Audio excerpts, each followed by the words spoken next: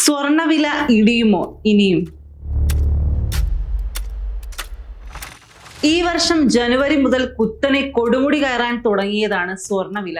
2025 ജനുവരി 1 പവന് 57,200 രൂപയുണ്ടായിരുന്ന സ്വർണത്തിന്റെ കുത്തനെയുള്ള കയറ്റം വിപണിയിലെ വിദഗ്ധരെ പോലും അത്ഭുതപ്പെടുത്തുന്ന തരത്തിലായിരുന്നു.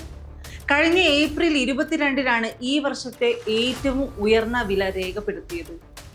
അന്ന് 74,320 രൂപയായിരുന്നു ഒരു പവൻ സ്വർണത്തിന്റെ വില. അതായത് ഈ വർഷം ജനുവരി മുതൽ കേവലം 4 മാസം കൊണ്ട് 17,000 രൂപയിലധികമാണ് സ്വർണ്ണവില ഉയർന്നത്. അടുത്ത കാലത്തൊന്നും തന്നെ സ്വർണ്ണ വിപണി ഇത്രയധികം വില വർധന രേഖപ്പെടുത്തിയിട്ടില്ല.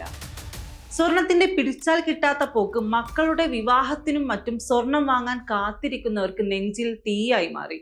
എന്നാൽ സ്വർണം കയ്യിലുള്ളവനും അത് വിൽക്കാൻ തയ്യാറെടുത്തവർക്കുമെല്ലാം വില വർധനയിലൂടെ ശരിക്കും ലോട്ടറി അടിച്ചു. ഏതു കുതിപ്പിനും ഒരു അവസാനം കാണുമല്ലോ.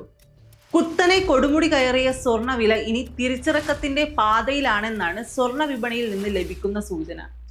ഈ മേഖലയിലെ വിദഗ്ധരും ഇക്കാര്യം ശരിവെക്കുന്നു. കഴിഞ്ഞ ദിവസങ്ങളിലുണ്ടായ തകർച്ചയെ തുടർന്ന് പവന്റെ വില 70,000-ലേക്ക് താഴ്ന്നിരിക്കുകയാണ്. ഇനിയും താഴ്ചയുണ്ടാകുമെന്നാണ് സൂചനയെങ്കിലും വില വളരെ താഴോട്ടു പോകില്ലെന്ന കാര്യം ഉറപ്പാണ്. അപ്രതീക്ഷിത കുതിപ്പിലൂടെ ഉണ്ടായ വില വർധനയ്ക്ക് ഒരു കറക്ഷൻ മാത്രമേ പ്രതീക്ഷിക്കേണ്ടതുള്ളൂ.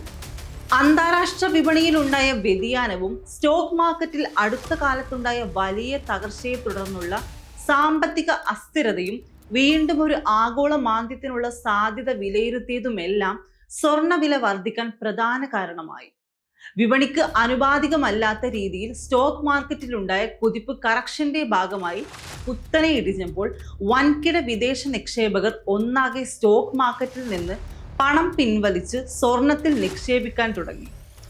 ആഭ്യന്തര നിക്ഷേപകരും ഇതേ രീതിയിൽ പിന്തുടർന്നതോടെ പിടിച്ചാൽ കിട്ടാത്ത നിലയിലേക്ക് സ്വർണ്ണവില കുതിക്കുകയായിരുന്നു.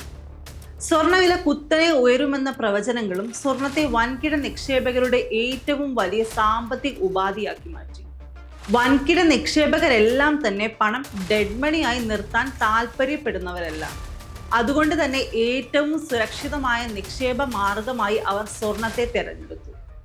ലോക വിപണിയിൽ ആകെയുണ്ടായ അസ്വസ്ഥതകളും അമേരിക്കയുടെ നികുതി യുദ്ധവും എല്ലാം സ്വർണത്തിന് ഏറ്റവും അനുകൂല ഘടകമായി മാറി. ഏതു സമയത്തും പണമാക്കി മാറ്റാൻ കഴിയുന്ന ഒരു ബ്ലാങ്ക് ചെക്കാണ് സ്വർണം എന്നതും സ്വർണത്തിൽ നിക്ഷേപിക്കാനുള്ള ആളുകളുടെ താല്പര്യം വർദ്ധിപ്പിച്ചു. എന്നാൽ ഇപ്പോൾ ആഗോള സാമ്പത്തിക മേഖലയിൽ മുന്നേറ്റം പ്രകടമാണ്. സ്റ്റോക്ക് മാർക്കറ്റുകൾ കറക്ഷൻ ടൈം കഴിഞ്ഞ് സ്ഥിരതയുള്ള മുന്നേറ്റം കാഴ്ചവെക്കാൻ തുടങ്ങിയതോടെ വിദേശ നിക്ഷേപകരും ആഭ്യന്തര നിക്ഷേപകരുമെല്ലാം സ്വർണത്തിൽ നിന്ന് വീണ്ടും സ്റ്റോക്ക് മാർക്കറ്റിലേക്ക് തിരിച്ചെത്തിക്കൊണ്ടിരിക്കുകയാണ്. അമേരിക്കയും ചൈനയും തമ്മിലുള്ള നികുതി യുദ്ധം അവസാനിപ്പിക്കാനുള്ള തീരുമാനവും വിപണിയിൽ വലിയ പ്രതീക്ഷ ഉയർത്തിയിട്ടുണ്ട്. ഇതെല്ലാം സ്വർണ്ണവിലയെ പ്രതികൂലമായി ബാധിക്കും. എന്നാൽ വിലയിൽ വൻ കുറവ് പ്രതീക്ഷിക്കേണ്ടതില്ല. കാരണം 2020 ശേഷം ഓരോ വർഷവും പവന് ശരാശരി 6,000 രൂപയുടെ വർധനവ് സ്വർണ്ണ വിപണിയിൽ ഉണ്ടാകുന്നുണ്ട്. പല കാരണങ്ങൾ കൊണ്ട് ആ വർഷം തുടക്കം തന്നെ ഇത് 17,000 രൂപയിലേക്ക് ഉയർന്നുവെന്ന് മാത്രം. ഈ വർഷം മാർച്ച് അവസാനത്തിലെ വിലയായ പവന് 67,400 രൂപയ്ക്ക് അടുത്തു നിൽക്കുന്ന വിലയിലേക്ക് ഒരു താഴ്ച പ്രതീക്ഷിക്കാവുന്നതാണ്. അതിനുശേഷം വില ഉയരാനുള്ള സാധ്യതയും പ്രവചിക്കപ്പെടുന്നുണ്ട്.